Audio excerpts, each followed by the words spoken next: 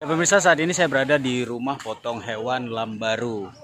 Kita lihat ini rumah potong hewan Dinas Pertanian. Tadi kita sudah wawancarai Pak Bupati, kemudian Ibu Kabid. Ada yang belum kita wawancarai, yaitu sapi-sapi kurban di sini. Kita akan coba bertanya-tanya ini. Ada sapi di sini.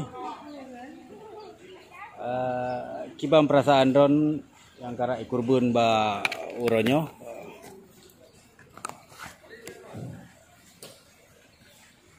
Ya, lun ka pasrah mantong karena api ka uraya kurban mungkin kawate katuh hino ajal ana masalah kurban tonyo lompi ka tinggal tiro perumah pi ka hanali ane pi ka birai rayu jadi ya mungkin menanlah ka save udip dornya get.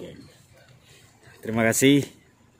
Kita wawancara sejenak tadi dengan salah seekor sapi yang akan dikurban pada hari ini. Dari rumah potong Lambaru Aceh Besar, saya Dedi Ridwan dan sini tim Onjoy melaporkan.